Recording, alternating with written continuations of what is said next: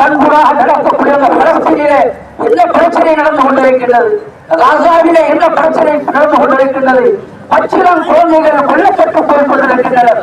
பச்சிளம் குழந்தைகள் அநியாயமான முறையிலே, பெண்கள் அநியாயமான முறையிலே அங்கே கொல்லப்பட்டு அவர்கள் எல்லாம் வாழ்க்கையை நிம்மதியற்ற முறையிலே பரபரப்பான ஒரு வாழ்க்கைக்கு மத்தியிலே அவர்கள் வாழ்ந்து கொண்டிருக்கிறார்கள்.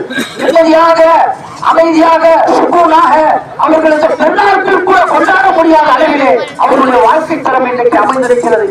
சுற்றிலும் இஸ்லாமிய நாடுகள் எப்படிப்பட்ட ஒரு பரிதாபகரமான நிலை, முஸ்லிம்களுக்கு அல்லாஹ் ஏன் இப்படிப்பட்ட ஒரு சூழ்நிலையை ஏற்படுத்தி இருக்கிறார். சுற்றிலும் இஸ்லாமிய நாடுகள், அரபு நாடுகள் எல்லாம் இந்த பலஸ்தீனுடைய முஸ்லிம்களுடைய சோதனைகளையும் வேதனைகளையும் கண்டு கை கட்டிக் கொண்டு வேடிக்கை பார்த்துக் கொண்டிருக்கின்றது. அரபு அரசர்கள் இன்றைக்கு அவர்கள் அமெரிக்கா போன்ற இஸ்ரேல் போன்ற ஆட்சி அதிகாரத்துக்கு பயந்து ஒடுங்கிக் கொண்டிருக்கின்றார்கள்.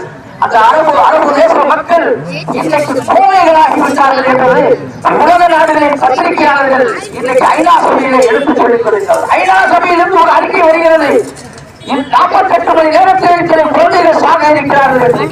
அருகில் இருக்கக்கூடியவர்கள் அரபுகள் ஒரு மனிதாபிமான அடிப்படையில் கூட எந்த உதவிக்கும் அவர்கள் கொண்டுவரவில்லை. எங்கோ இருக்கின்ற சைனாக்காரன் அவன் தன்னுடைய விமானங்களை அனுப்பி அந்த மக்களை காப்பாற்றுகின்றார் என்று சொன்னால் அரபு மக்களுக்கு மனிதாபிமானம் சென்று விட்டதோ என்று எண்ண தோன்றக்கூடிய அளவிலே இன்றைக்கு உலக நாடுகள் அரபுகளின் மீது காரி ஓடக்கூடிய அளவிலே ஒரு கேவலத்தை அல்லாஹ் இன்றைக்கு உருவாக்கி இருக்கிறார். அன்னை வீட்டுக்காரன் பசித்திருக்க தான் மட்டும் உணவு பசித்துக் கொண்டிருப்பவர்கள் ஒருபோது ஒரு பூமியாக முடியாது, அவர் ஒருபோது பூமியாக இருக்க மாட்டார் என்பதாக நபிகள் பெருமானார் ஸல்லல்லாஹு அலைஹி வஸல்லம் அவர்கள் சொல்லி வழிகாட்டி இருக்க, அந்த சொற்களுக்கெல்லாம் மாற்றமான முறையிலே அருகில் பக்கத்து நாடுகளில் இருக்கக்கூடிய அந்த வேதனைகளை, மக்களினுடைய வேதனைகளை பார்த்து ரசித்துக் கொண்டிருக்கிறார்கள்.